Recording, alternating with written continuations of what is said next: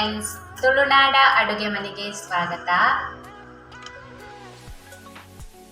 Friends, ನಾವಿವತ್ತು ಬಸಳೆ ಎಲೆಯಿಂದ ಪಕೋಡ ಹೇಗೆ ಮಾಡುವುದಂತ ನೋಡೋಣ. ಇದು ಟೇಸ್ಟಿನಲ್ಲಿ ತುಂಬಾ ರುಚಿಯಾಗಿರುತ್ತದೆ, ಹಾಗೆ ಅಷ್ಟೇ ಕ್ರಿಸ್ಪಿಯಾಗಿರುತ್ತದೆ. ನೀವು ಒಮ್ಮೆ ಮನೆಯಲ್ಲಿ ಟ್ರೈ ಮಾಡಿ ನೋಡಿ, ತುಂಬಾ ಚೆನ್ನಾಗಿರುತ್ತದೆ. ಇದನ್ನು ನಾವು ಬಸಳೆ ಎಲೆಯನ್ನು ಕಟ್ ಮಾಡಿಕೊಂಡು ಮಾಡಿರುವಂಥದ್ದು.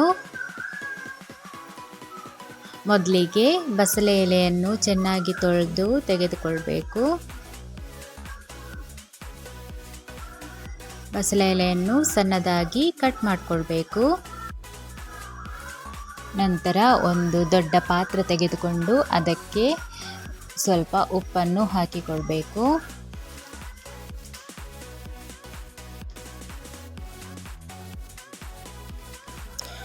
ನಂತರ ಅದೇ ಪಾತ್ರೆಗೆ ನಾವು ಕಟ್ ಮಾಡಿಕೊಂಡಿರುವಂತಹ ಬಸಳೆ ಸೊಪ್ಪನ್ನು ಹಾಕಿಕೊಳ್ಬೇಕು.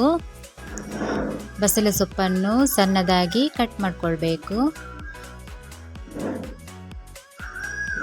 ಬಸಳೆ ಸೊಪ್ಪನ್ನು ಹಾಕೊಂಡ ನಂತರ ಚೆನ್ನಾಗಿ ಮಿಕ್ಸ್ ಮಾಡಿಕೊಳ್ಬೇಕು. ಉಪ್ಪು ಹಾಗೂ ಬಸಳೆ ಸೊಪ್ಪನ್ನು ಚೆನ್ನಾಗಿ ಮಿಕ್ಸ್ ಮಾಡಿಕೊಳ್ಬೇಕು.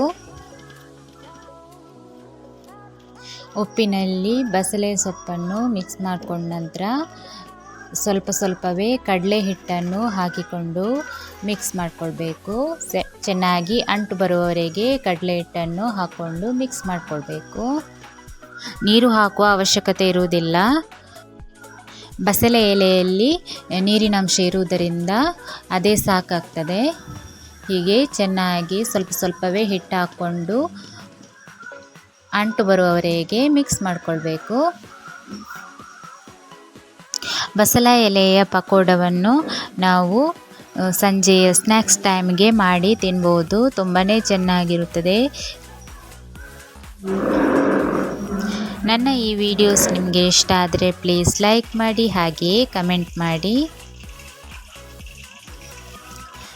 ನಂತರ 1.5 ಸ್ಪೂನ್ನಷ್ಟು ಮೆಣಸಿನ ಹುಡಿಯನ್ನು ಖಾರಕ್ಕೆ ಬೇಕಾಗಿ ಹಾಕೋಬೇಕು. ಎಲ್ಲವನ್ನು ಚೆನ್ನಾಗಿ ಮಿಕ್ಸ್ ಮಾಡಿಕೊಳ್ಬೇಕು. ಫ್ರೆಂಡ್ಸ್, ನೀವಿನ್ನೂ ನನ್ನ ಚಾನಲನ್ನು ಸಬ್ಸ್ಕ್ರೈಬ್ ಮಾಡದೆ ನೋಡ್ತಿದ್ರೆ ಸಬ್ಸ್ಕ್ರೈಬ್ ಮಾಡಿಕೊಳ್ಳಿ. ಹಾಗೆಯೇ ಪಕ್ಕದಲ್ಲಿರುವ ಬೆಲ್ ಬಟನನ್ನು ಕ್ಲಿಕ್ ಮಾಡಿ, ಆಲ್ ಅಂತ ಕ್ಲಿಕ್ ಮಾಡಿ. ನಾನು ಹಾಕುವ ಎಲ್ಲ ವೀಡಿಯೋಸ್ನ ನೋಟಿಫಿಕೇಷನ್ ನಿಮಗೆ ಬರುತ್ತದೆ. ನೋಡಿ, ಈ ರೀತಿಯಾಗಿ ಚೆನ್ನಾಗಿ ಅಂಟು ಬರುವವರೆಗೆ ಮಿಕ್ಸ್ ಮಾಡಿಕೊಳ್ಬೇಕು. ನಂತರ ಎಣ್ಣೆ ಕಾಯಲು ಇಟ್ಟು, ಎಣ್ಣೆ ಕಾದ ನಂತರ ಹೀಗೆ ಸ್ವಲ್ಪವೇ ಉಂಡೆ ರೀತಿಯಾಗಿ ಹಾಕೋಬೇಕು. ಎಣ್ಣೆಯಲ್ಲಿ ಚೆನ್ನಾಗಿ ಪಕೋಡ ಫ್ರೈ ಆಗಬೇಕು.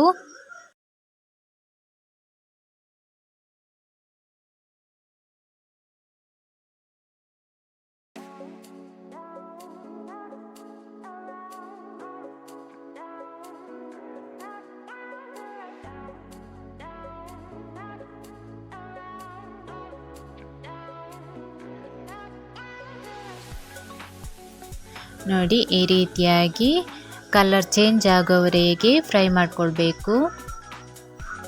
ನಂತರ ಎಣ್ಣೆಯಿಂದ ತೆಗೆದ್ರೆ ಆಯಿತು. ಎಷ್ಟು ಚೆನ್ನಾಗಿ ಪಕೋಡ ಬಂದಿದೆ ನೋಡಿ. ಅದನ್ನು ಒಂದು ಪ್ಲೇಟಿಗೆ ಹಾಕೋಬೇಕು. ಕ್ರಿಸ್ಪಿಯಾದ ಹಾಗೂ ಟೇಸ್ಟಿಯಾದ ಪಕೋಡ ಈ ರೀತಿ ಮಾಡಿದರೆ ರೆಡಿ ಆಯಿತು. ಅದೇ ರೀತಿ ಎಲ್ಲವನ್ನು ಎಣ್ಣೆಯಲ್ಲಿ ಫ್ರೈ ಮಾಡಿಕೊಳ್ಬೇಕು.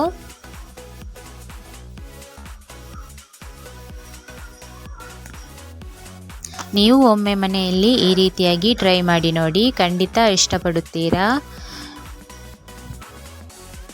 ಬಸಳೆ ಸೊಪ್ಪು ಆರೋಗ್ಯಕ್ಕೂ ಒಳ್ಳೆಯದು.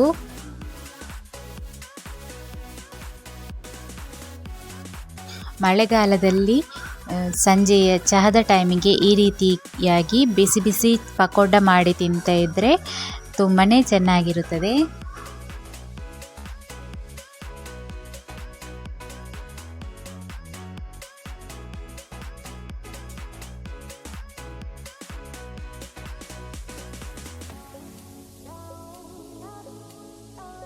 ಫ್ರೆಂಡ್ಸ್, ನನ್ನ ವಿಡಿಯೋಸ್ ನಿಮಗೆ ಇಷ್ಟ ಆದರೆ ಲೈಕ್ ಹಾಗೆ ಕಮೆಂಟ್ ಮಾಡೋದನ್ನು ಮರಿಬೇಡಿ.